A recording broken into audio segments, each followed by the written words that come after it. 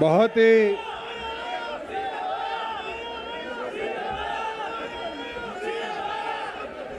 आदर व सम्मान के योग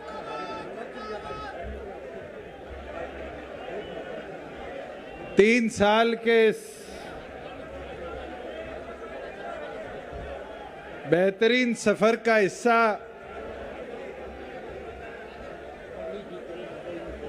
हमारे साथ पूरा करने वाले, हमें आशीर्वाद और दिशा निर्देश देने वाले पार्टी के राष्ट्रीय अध्यक्ष डॉक्टर अजय सिंह चौटाला जी, पार्टी के वरिष्ठ उपाध्यक्ष डॉक्टर केसी बांगड़ जी, चौधरी अनंतराम तंवर जी, पार्टी के हरियाणा प्रदेश के अध्यक्ष सरदार निशांत सिंह जी, उत्तर प्रदेश के अध्यक्ष चौधरी महेंद्र सिंह जी, दिल्ली प्रदेश के अध्यक्ष सोम प्रकाश शेरावत जी, गुजरात प्रदेश से आज हमारे बीच में आए हमारे अध्यक्ष बच्चन सिंह जी, मंच पर बैठे मंत्रिमंडल में मेरे साथी अनूप जी, बहुत ही आदरणीय चौधरी ईश्वर सिंह जी,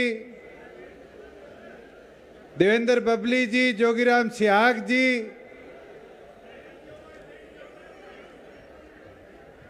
श्रीमती नैना चौटाला जी,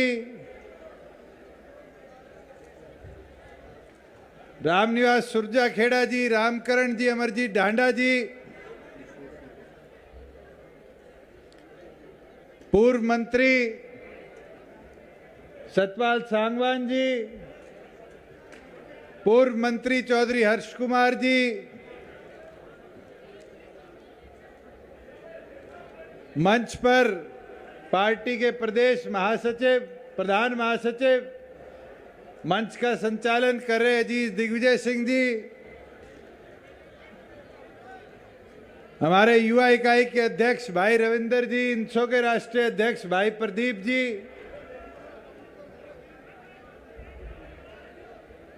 मंच पर बैठे तमाम पूर्व विधायकगण, पार्टी के तमाम प्रकोष्ठों के संचालकगण, जिला अध्यक्ष, हल्का अध्यक्ष, प्रदेश कार्यकारिणी के तमाम मेंबरान और 22 के 22 जिलों से आए निष्ठावान समर्पित कार्यकर्ता साथियों, मेरे बुजुर्गों, मेरी माताएं, बहनें, युवा साथियों, मैं तो इतना कह सकता हूं कि झज्जर की इस भीड़ ने हकीकत दिखा दी। आपकी वफादारी ने मेरी जिम्मेदारी बढ़ा दी। वो चक्रव्यूह में फंसाकर मारना चाहते थे,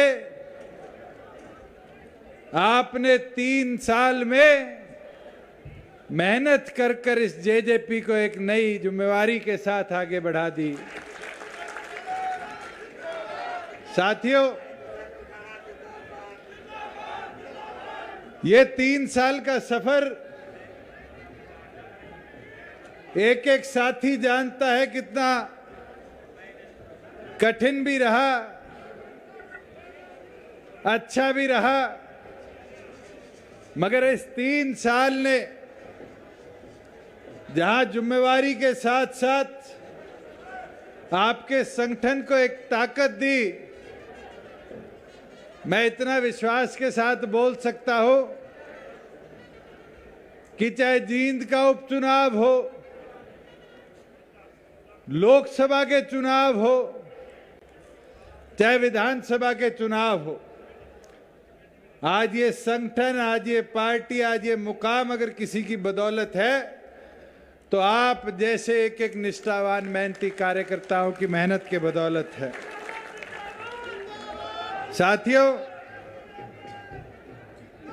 ये 9 दिसंबर की तारीख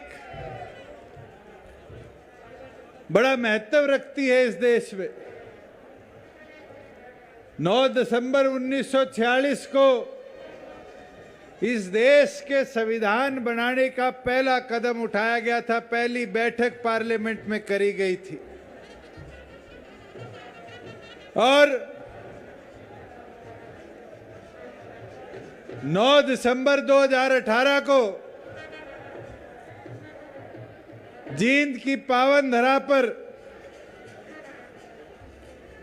आप सब की मेहनत से एक पौधा लगाया गया और उस पौधे का नाम जननायक जनता पार्टी था।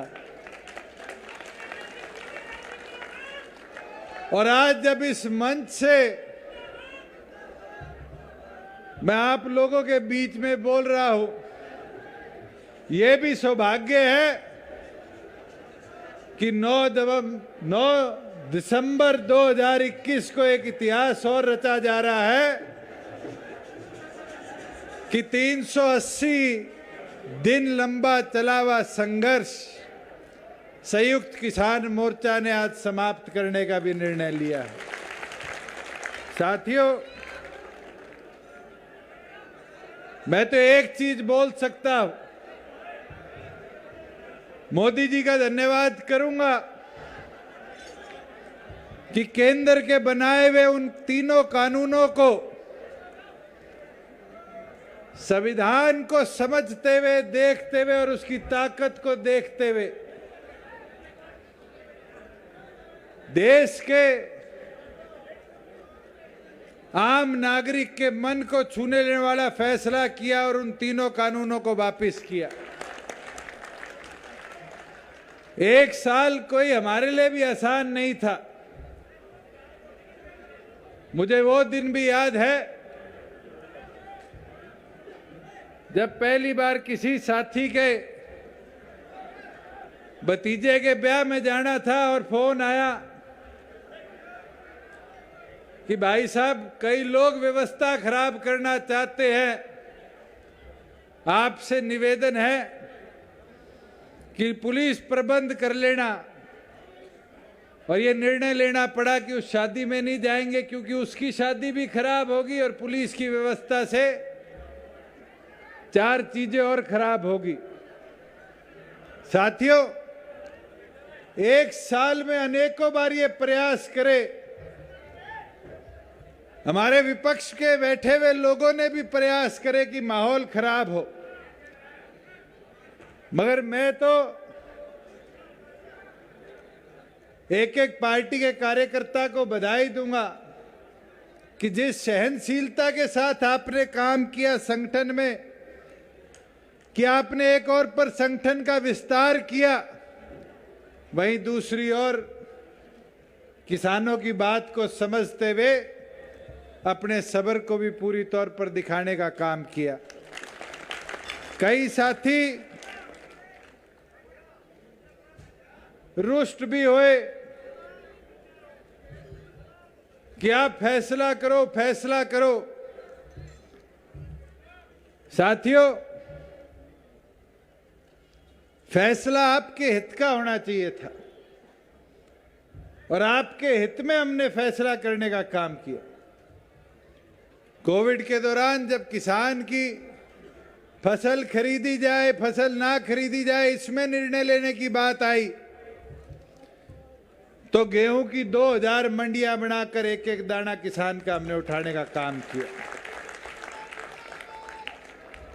किसान आंदोलन की मूवमेंट शुरू हुई, जीरी कैसे खरीदी जाएगी।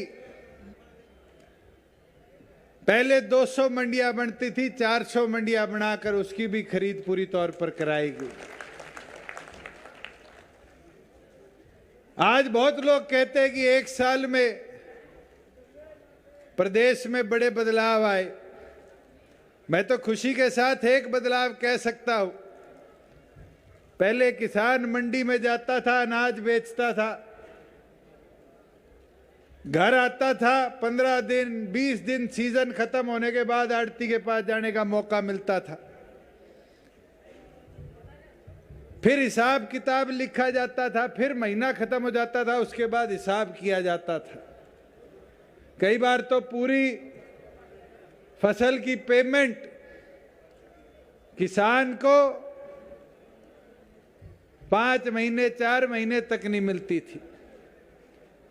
मगर पिछले 365 दिनों में, पिछले 1 साल में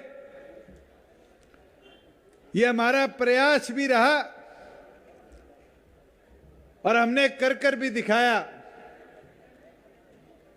कि अगर किसान आज अनाज लेकर मंडी में आता है, जैसे उसका उठान होगा 72 घंटे के अंदर उसके पैसे उसके खाते में डालने का काम आपकी सरकार करे।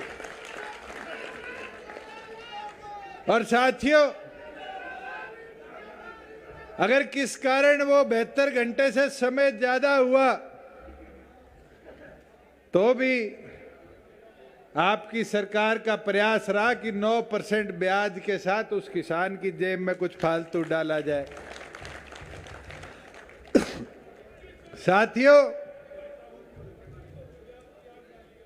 मैं आपको एक चीज जरूर बोलना चाहूंगा। कांग्रेस में बैठे लोग बारी बारी एक प्रचार करते हैं कि जेजेपी को बीजेपी के विरुद्ध में वोट डले। मैं आपसे पूछना चाहता हूं, झज्जर के लोग ज्यादा है, हुड्डा साहब तो बारी बारी इलाका करते रहते हैं। मेरे को ये बता दो, संजय को, उपेंद्र को, नसीब को, बहादुरगढ़ वाले संजय को, इनको वोट के कांग्रेस के पक्ष में जाने के लिए दिए थे किसी ने? साथियों, आप जैसे मेहनती कार्यकर्ताओं ने मेहनत करी थी कि प्रदेश में आपका राज बने, प्रदेश की महिला को ताकत मिले, बुजुर्ग को सम्मान मिले, युवा को रोजगार मिले।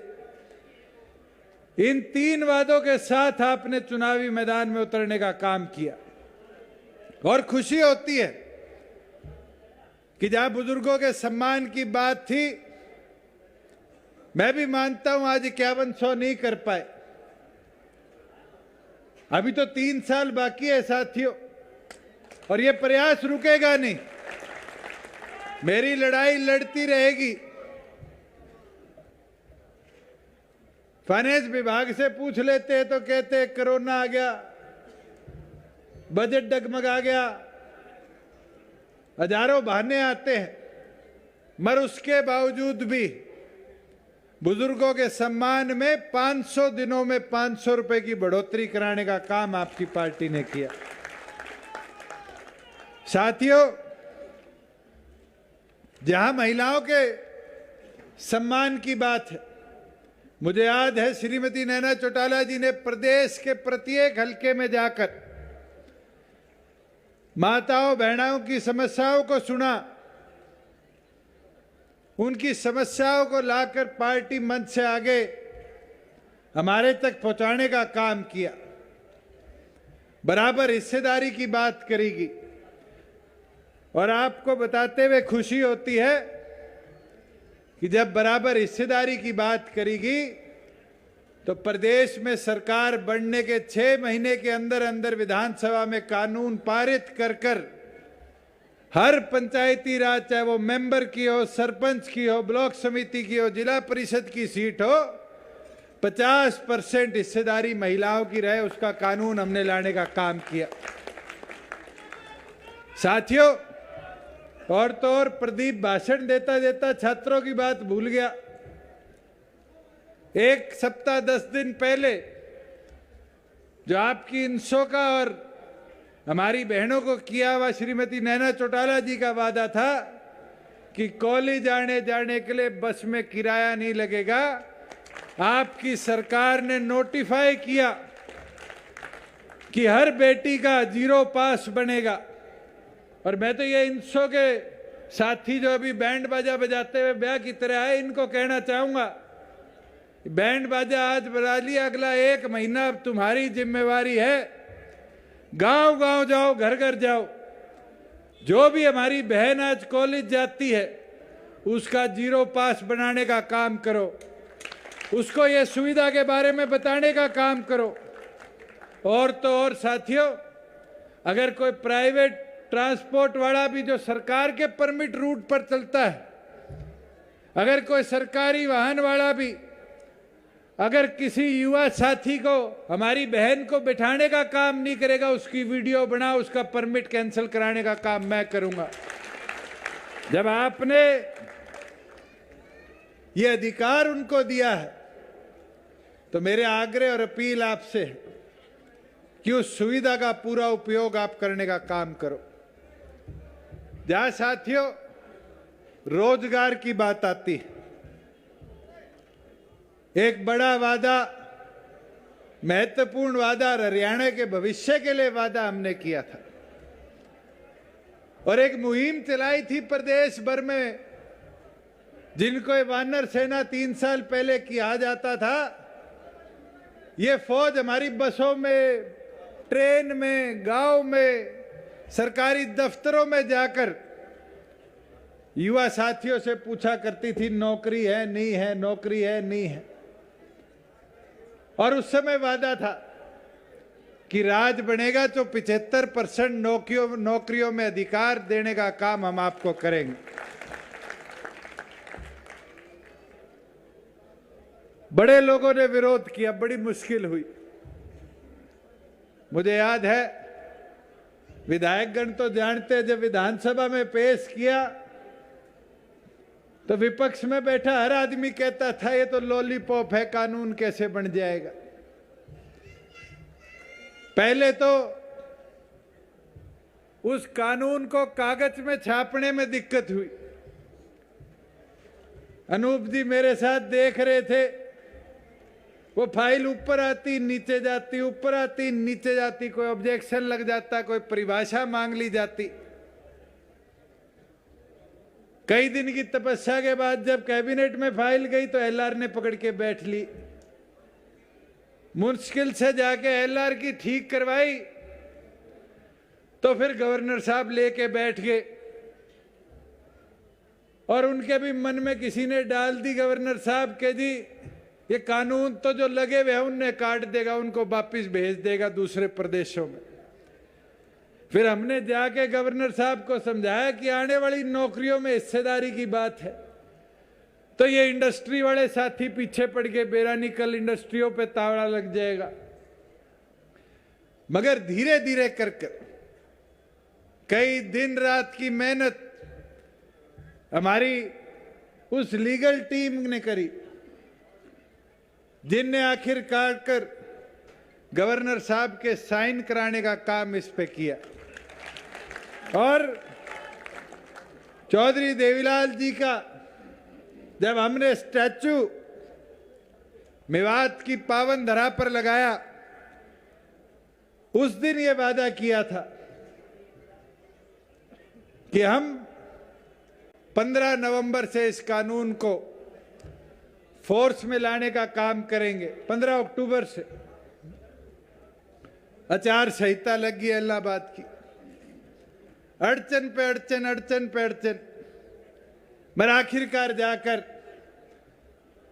उस कानून को आप लोगों के लिए इन्फोर्स किया और आगामी 15 जनवरी से ये जितनी हमारे आसपास फैक्ट्रियां देख रहे हो, वेयर हाउस देख रहे हो, यही नहीं, 10 लोगों से ज्यादा नौकरी देने वाले हर उस इंस्टीट्यूट में, सोसाइटी में, ट्रस्ट में, पार्टनरशिप फर्म में अगर कोई 4 नौकरी निकलेगी तो 3 नौकरी हरियाणा के छोरे छोरियों की होगी। साथियों, मैं तो एक चीज जरूर कहना चाहूंगा, अपने हरियाणवी में कहावत है, तड़के का मैं और सांझ का बटेऊ ये टला नहीं करते।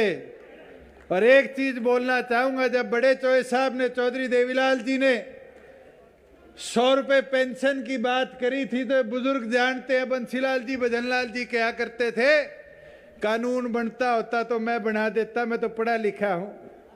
क्या करते थे, नहीं क्या करते थे, मगर कानून किसने बनाया? चौधरी देवीलाल जी ने। मुझे याद है जब 75% की बात हम करते थे तो लोग हमें कहा करते थे बावड़ों का टोल है, छोरों का टोल है, और तो और वानर सेना तक कह दिया करते थे। मगर इस वानर सेना के जोश ने ही हरियाणा प्रदेश को 75% का अधिकार रोजगार में दिलवाने का काम किया। साथियों, और तो और इंडस्ट्री के साथ हमने बड़ी मशक्कत करी, और इंडस्ट्री के साथ मशक्कत के बाद कोविड के बावजूद आज देश भर में फैक्ट्रियां जाने की बात नहीं करती, फैक्ट्रियां हरियाणा प्रदेश की ओर आने की बात करती है। और खुशी होती है आपके साथ साझा करते हुए कि मारुति जो सोचती थी गुजरात जाने का, उसको हमने खरखोदा की पावन धरा में ग्रामीण अंचल में 900 एकड़ जमीन में स्थापित करने के लिए मौका दिया। साथियों, दुनिया की सबसे बड़ी मोबाइल फोन कैमरे की बैटरी बनाने वाली कंपनी ATL कोई मेवात की तरफ जाने की बात नहीं करता था, रोज का मेयों की पावन धरा पर ले जाकर उनको भी वहां 200 एकड़ जमीन में स्थापित करने का मौका दिया। फ्लिपकार्ट जैसी कंपनी ने मानेसर के अंदर एशिया का सबसे बड़ा आज के दिन वेयर हाउस लगाने का निर्णय किया है। बिरला पेंट्स ने पेंट की फैक्ट्री नई हरियाणा में स्थापित हो पानीपत में हमसे जमीन ली है। दुनिया में ई व्हीकल की ओर फोकस हो रहा है। देश के अंदर पहली इलेक्ट्रिक बस बनाने की कंपनी अगर स्थापित होगी तो आपकी पलवल की धरा पर करने का हम काम करेंगे। और तो और 30,000 करोड़ से ज्यादा की इनकी लागत हमारे प्रदेश में निवेश के तौर पर आएगी। मगर उसके साथ साथ अगर बात करें साथियों, तो 30,000 करोड़ में हरियाणा प्रदेश के 60 से 70,000 नए युवाओं के हाथ में रोजगार देने का भी काम वो लोग करेंगे। साथियों, मैं एक चीज जरूर कहना चाहूंगा, और मैंने पहले भी जब इस पार्टी को बनाते वक्त एक बात आप लोगों के बीच में रखी थी जींद की धरा से, कि ये पार्टी चलेगी चौधरी देवीलाल के विचारों से, डॉक्टर अजय सिंह चौटाला जी के वफादारों से, युवाओं के जोशीले नारों से। और आज और बोलना चाहूंगा, और एक चीज आपके बीच में रखना चाहूंगा, इसको सोच के आगे बढ़ना। वो क्षेत्र धर्म जात पात करेंगे, हम उन्नति की बात करेंगे। वो गुंडागर्दी दिन रात करेंगे, हम रोजगार की शुरुआत हरियाणा प्रदेश में करेंगे। साथियों, हरियाणा प्रदेश आगे बढ़ रहा है, और पिछले 2 सालों में चाहे कृषि हो, रोजगार हो, हर क्षेत्र में हमने नए कदम उठाने का काम किया। मैं तो एक चीज आपको बता सकता, इस प्रदेश में सिविल एविएशन, नागरिक उड़ान की कोई बात नहीं करता था, जहाज की कोई बात नहीं करता था, मगर उसको बदलने का सोच और कार्य आपकी सरकार ने किया। और मनोहर लाल जी के साथ बीजेपी जेजेपी गठबंधन ने ऐसे ऐतिहासिक कदम इस प्रदेश में उठाए कि हरियाणा प्रदेश के अंदर हिंदुस्तान का सबसे बड़ा एयरपोर्ट हिसार की धरा पर स्थापित करने का हम काम करेंगे। साथियों, हिक्का के नाम पे हमारा एक छोटा सा इंस्टीट्यूट चलता था जो पायलट को ट्रेन करता था, मगर उसकी कैपेसिटी वर्षों में किसी ने बढ़ाने का नाम नहीं किया। आपकी सरकार बनने के बाद आज 200 छात्र हिक्का में, पिंजौर और करनाल में आज जहाज उड़ाना सीख रहे हैं। और तो और पिछले 6 महीने में, महेंद्रगढ़ को तो पिछड़ा बोलते थे, भिवानी में तो कोई जाना नहीं चाहता था। भिवानी और महेंद्रगढ़ की एयर स्ट्रिप पर भी 100 बच्चों के 2 नए फ्लाइंग स्कूल कराने का काम हमने किया। और फ्लाइंग स्कूल ही नहीं, उन 200 पायलट जो बनेंगे, उन 200 के अंदर 50% सीट हरियाणा के छोरे छोरियों के लिए रिजर्व करवाने का काम किया। साथियों, 12वीं पास बच्चे को अब कॉकपिट में बैठने का मौका मिलेगा, जहाज उड़ाने का मौका मिलेगा। ये मौका उन छोरे छोरियों को मिलेगा जो गांव से आसमान छूने का दम रखते हैं। और ये मुमकिन जब ही हो पाएगा जब हम व्यवस्था बनाकर उन छोरे छोरियों को वो ताकत देने का काम करेंगे।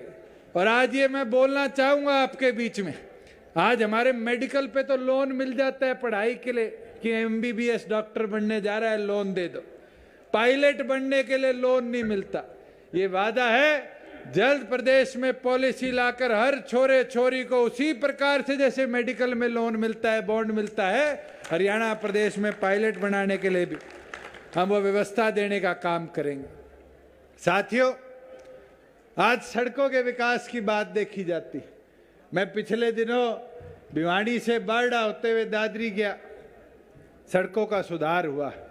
प्रधानमंत्री ग्रामीण सड़क योजना के तहत हमने 2500 किलोमीटर सड़क लगभग 943 गांव को जोड़ती हुई चौड़ी करने का काम किया, सुधारने का काम किया। आज प्रदेश में इंडस्ट्रियल कॉरिडोर की बात आ रही है। आप नांगल चौधरी से उठाकर इस्माइलाबाद को महेंद्रगढ़ से चंडीगढ़ जाता था, 7 घंटे लगते थे। थोड़े दिनों में इसका शुभारंभ होगा और आप 4.5 घंटे में नांगल चौधरी से चंडीगढ़ का सफर पूरा करने का काम करोगे। आज हरियाणा में सारे हाईवे नॉर्थ साउथ थे। ये हमने वादा किया था कि डवाली को पानीपत तक जोड़ने के लिए हरियाणा का पहला ईस्ट वेस्ट कॉरिडोर हम बनाने का काम करेंगे। और तो और कई बाईपास बड़े लंबे समय से पेंडिंग थे, चाहे वो पुनाना का हो, ईश्वर सिंह जी बैठे हैं, चीका का हो, सोनीपत का हो, नारनौंद का हो, कोसली का हो, हथीन का हो, टुहाना का हो, गुहाना का हो, उचाना का हो। और तो और पिछले दिनों में यमुनानगर गया, बिलासपुर की हालत भी देखते हुए बड़ा दुख हुआ। आने वाले समय में चाहे कुरुक्षेत्र शहर का हो, चाहे वो बिलासपुर का हो, इन कार्यों को भी प्रगति के साथ हम जल्द से जल्द पूरा कराने का काम करेंगे। और तो और अपने बिल्कुल यहाँ साथ से जाता हुआ KMP है, केंद्र सरकार के साथ हमने लगकर 5000 करोड़ की लागत से रेलवे ऑर्बिटल कॉरिडोर यहाँ बनाने का निर्णय लिया है, जिससे सोनीपत से लेकर जो कुंडली बॉर्डर है वहां से लेकर रेल लाइन को पलवल के बॉर्डर तक KMP के साथ जोड़ा जाएगा। और साथियों, उसको जोड़ा नहीं जाएगा, उसमें एक और जुड़ाव आएगा कि हिसार एयरपोर्ट से लेकर दिल्ली एयरपोर्ट का सफर 2 घंटे से कम में हाई स्पीड ट्रेन लगाकर पूरा करवाने का काम भी हम करेंगे। साथियों, जहां नांगल चौधरी में इंटीग्रेटेड लॉजिस्टिक हब बन रहा है, जो नॉर्थ इंडिया के अंदर, उत्तर भारत के अंदर सबसे बड़ी परियोजना के तहत ट्रांसपोर्ट हब और लॉजिस्टिक हब बनने का काम करेगा। मैं तो एक चीज और बोलना चाहूंगा, आज तक किसी प्रदेश ने गांव पे फोकस नहीं किया। शहरों के लिए तो स्कीम आ जाती है, अमृत आ गई, इससे पहले JNRM आ गई थी, मगर ये वादा करता हूं अगले 1 साल के अंदर हमारे पंचायती राज इंस्टीट्यूशन को ताकत मिले, उसके लिए हरियाणा प्रदेश में पहला ऐसा आधुनिक केंद्र हम बनाने का काम करेंगे जो केवल मात्र ग्रामीण इंजीनियरिंग पे काम कर ग्रामीण विकास को बढ़ाने का काम करेगा। मैं तो अंत में आपको इतना ही कहना चाहूंगा कि सफर हमारा अभी खत्म नहीं हुआ। 3 साल हरियाणा प्रदेश के आम नागरिक को और ताकत मिले, आम नागरिक और बेहतर तरीके से आगे बढ़ने का काम करे, उसके लिए हमारा प्रयास रहेगा कि पार्टी के तौर पर मेहनत कर करे। मगर उसको मुमकिन करने के लिए साथियों, गांव में, शहर के वार्डों में मेहनत करने का किसी को काम करना पड़ेगा। तो आप जैसे पार्टी के समर्पित कार्यकर्ता को पड़ेगा। और आप इसी तरह काम करते रहोगे तो वो दिन दूर नहीं होगा कि प्रदेश के अंदर आपका संगठन जैसे आज मजबूत हुआ है, इस प्रदेश ही नहीं फिर और प्रदेशों में विस्तारित कर एक विशाल परिवार, विशाल संगठन बनने का काम करेगा। मैं तो पूर्ण आप सब आए, आप सबका आभार प्रकट करता और यही अपील आपसे करूंगा कि आज से लगकर जो आदेश हमारे बीच में डॉक्टर अजय सिंह चौटाला जी देकर जाए, एक एक साथी उस दिशा निर्देश के ऊपर पूरी लगन, पूरी मेहनत के साथ काम कर पार्टी को और आगे बढ़ाने का काम करें। आप सबका बहुत बहुत धन्यवाद।